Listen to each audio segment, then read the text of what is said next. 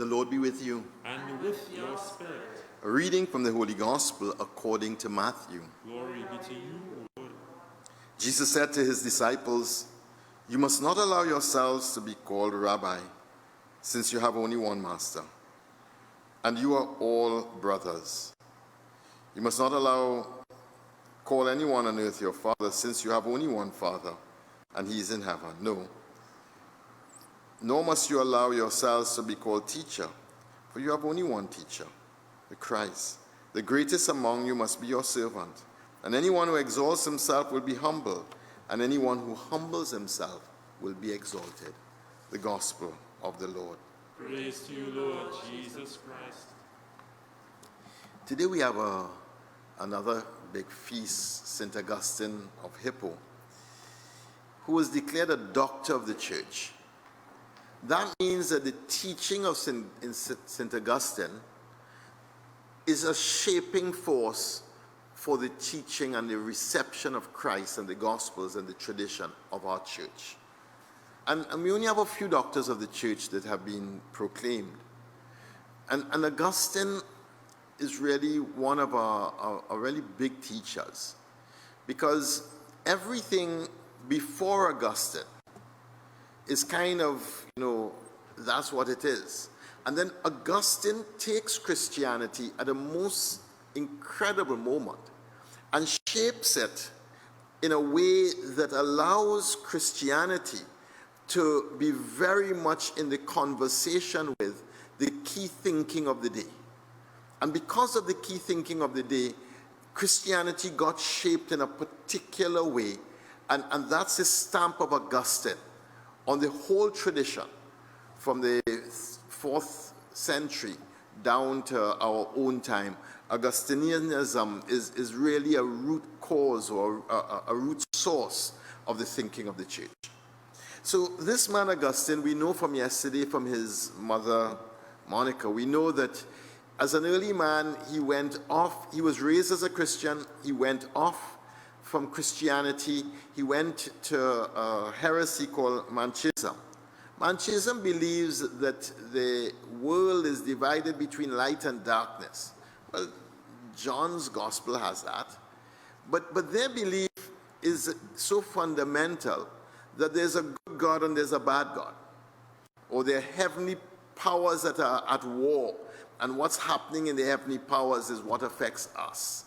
And so it's a kind of a mystical, philosophical doctrine that leaves the human being without real capacity for choice. Because what's happening in the heavens really is what's shaping. And in this doctrine, the flesh is seen as evil and somehow secondary, or somehow to be scorned, and somehow that you can't trust anything of the flesh, because the bad God is using everything possible. Now when you consider the Gospel of John and the incarnation, that God sent his word into flesh to pitch his tent amongst us, you can't say that flesh is fundamentally against God. Because if flesh was fundamentally against God, how could God become flesh? And that's the challenge to the Manchis heresy. That if God becomes flesh, all flesh is capable of divinity. And that's really one of the things that we have to wrestle with in our day, because in our day we still kind of hold this thing about flesh being inherently bad.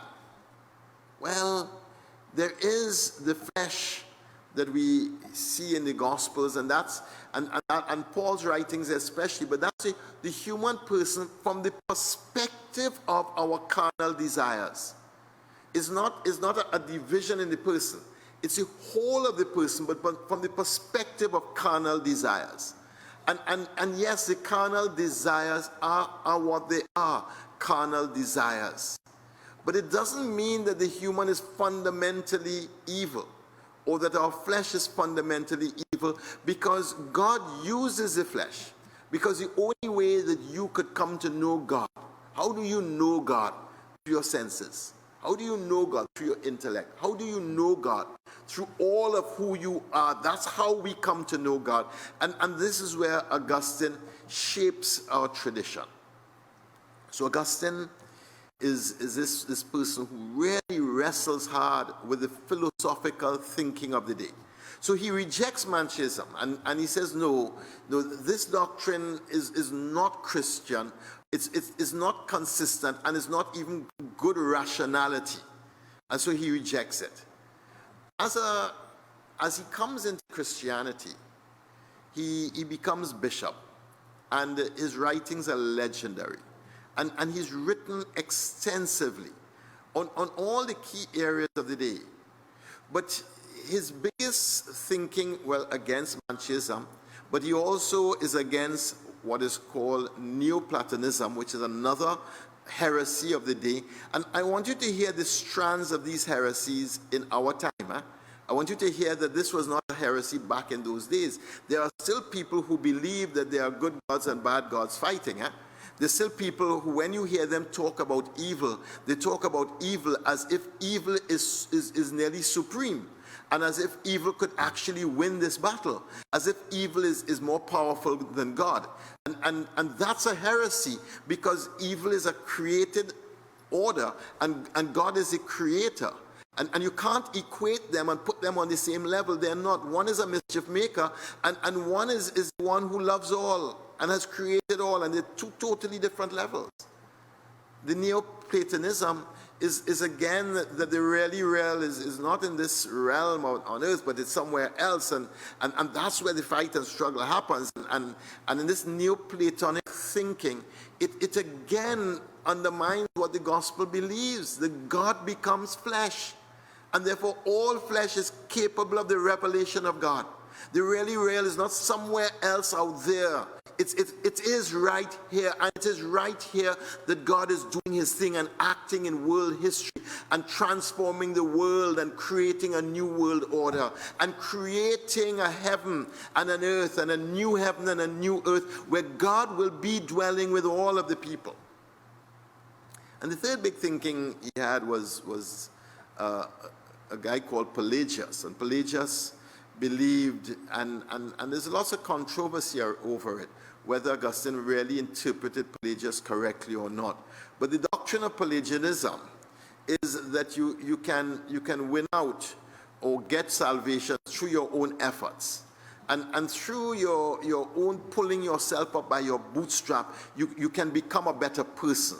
And that's a heresy that you find in a lot of the self-help literature.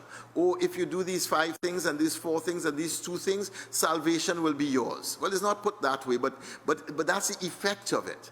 That somehow we can become better people without the grace of Jesus Christ and without the grace of God. And that we can transform ourselves. And one of the things that the addict understands from the 12th step is that you have to start by saying, I am powerless and there is a power greater than me. You have to surrender your will, your intellect, your everything to the power of God. And it is in that surrender to God that you start to find the grace to now become the person that God is calling you to be. While Augustine was alive, Rome was being sacked and was being burnt. And he writes a very important book, The Two Cities. While Rome is burning, he's writing this book. And this is his treatise on the earthly kingdom and the heavenly kingdom. And how, our loyalties are to the heavenly kingdom, but they must be played out here on the earthly kingdom. And it's not a dualism where, that's we give God what's God, but we do here what we can do. No, it is that in the heavenly kingdom, in the city of God, the laws are majestic and beautiful, and that's what must interpret our actions here in the earthly kingdom. But what he's best known for is a book called the Confessions. It is a beautiful text. If you've never seen any part of it, I would say to you, go and read, go and find and read something from the Confessions of Augustine. In his Confessions, he really traces his conversion. And he is the first thinker, writer, the first person in the whole of antiquity, the first person ever to do what we would call a philosophical or a psychological reflection, because he actually reflects on his own thinking, his actions, his being. And in this reflection, he lays out before us a whole treatise on grace and conversion. And what it is to allow the soul to be in God, and what it is to allow God to influence the soul. And he notes it in very fine ways and in deep subtleties. He notes the way that God's action in his life both transforms him, and the way that his willfulness and the way that his bad use of free will pulls him away from God. And in this treatise, the Confessions of St. Augustine, it is just so magnificent that what you see laid before you is a vulnerability and an honesty and an openness that we've never had the likes of that before in antiquity. And so what we have here from Augustine is a capacity for reflecting on your own reflection and making it bare and vulnerable, that people can see the inner working of your own mind. And that's the beginning of psychology. It's the beginning of psychology, because it's noticing of the movements of the mind, the movements of the heart, the movements of the soul, and the movements of the whole being in this relationship with God, with each other. I want to read from you one piece of it. It's his most famous piece, but the whole of it is just so beautiful. I want you to hear it and feel it, and feel its power. He says, "Late have I loved you, beauty, so ancient and so new. Late have I loved you. Lo, you were within, but I outside, seeking there for you.